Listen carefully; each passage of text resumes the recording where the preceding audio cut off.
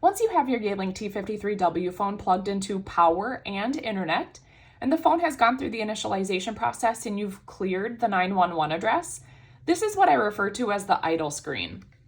So you'll notice the first three buttons down the left-hand side show your extension. This extension is assigned in the One Talk portal. Each one of these Yearling phones from Verizon have 3 lines built into them, so you could essentially be fielding up to 3 phone calls at once. If you take the receiver off the hook, you'll actually see your direct dial telephone number. You can give that number out if you would like any of your callers to call you directly, or of course you do not have to give it out and it can just be used for internal calling purposes. Along the bottom of the screen, you'll see there are options for history, directory, do not disturb, and menu. When you tap on the history soft key, you'll see this is your typical call log, and you can actually use the directional arrows and navigate up and down your call log. You can tap on the options soft key and add any of these phone numbers to your local directory. That's the second button over. So when you tap on directory, there's a few different directories that you can access on the phone. The local directory, of course, are contacts that you have put in manually, either from the history button that I previously just went through, or you can go through the process of tapping enter and then following the instructions to add additional contacts on your particular phone. The second directory is the remote directory. If you do have the remote directory set up in your One Talk portal, you will see this option display on your phones, and also you will be able to see all of the rest of the phones in your One Talk system. The last directory option is called the blacklist. So from your history screen, you can actually tag different phone numbers and add them to your blacklist directory, which will prevent the call from being able to ring on your particular device. So you can manage your blacklist phone numbers through that particular directory option. DND stands for Do Not Disturb. You just tap that button to enable Do Not Disturb and then tap it to shut it off. DND is a device-only function. And what I mean by that is, for example, if you have the One Talk mobile application paired with your desk phone line, if I have my desk phone on Do Not Disturb, but my app is not on Do Not Disturb, calls actually won't ring on my desk phone, but they will ring on my app.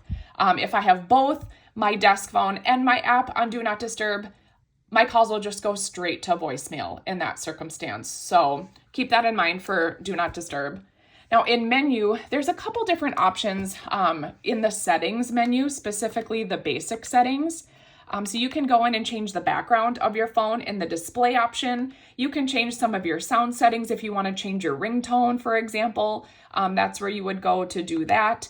And then also, if you do need to connect this phone to Wi-Fi, option number 8 is how you would go in and connect the phone to Wi-Fi. So going back to the keypad of your phone. So the directional arrows I'd kind of referenced before are right here. You use those actually to navigate throughout the phone. The X button underneath the directional arrows is particularly important because this button, if you press and hold it, it reboots your phone. And this really is the first step in troubleshooting the phone in case it gets kicked offline, or if you come into the office and you see that your phone has no service.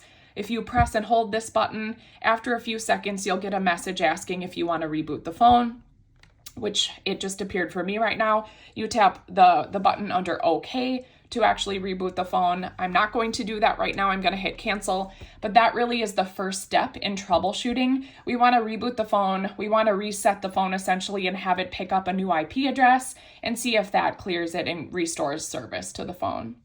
Of course, you have your keypad. And then down the right-hand side, you have a mute button, a headset button. Your voicemail button is this little envelope icon. The first time you tap on this button, an auto attendant comes on and walks you through how to set up your voicemail account. So she'll have you set up your voicemail passcode and then also your name greeting and then a custom greeting if you choose. This is the redial button, and there's your speakerphone button. On an active phone call, these options that run along the bottom, they change. So when you're on an active phone call, you'll notice that history changes to hold, Directory changes to transfer. DND is just a couple dots, which gives you more options. And then the menu button turns into end call. So if you're wondering how you put a call on hold or how you transfer a call, we actually have a couple separate tutorials for that. So I'll end this particular video and then link to the other, especially the transfer option. We'll link to that one at the end.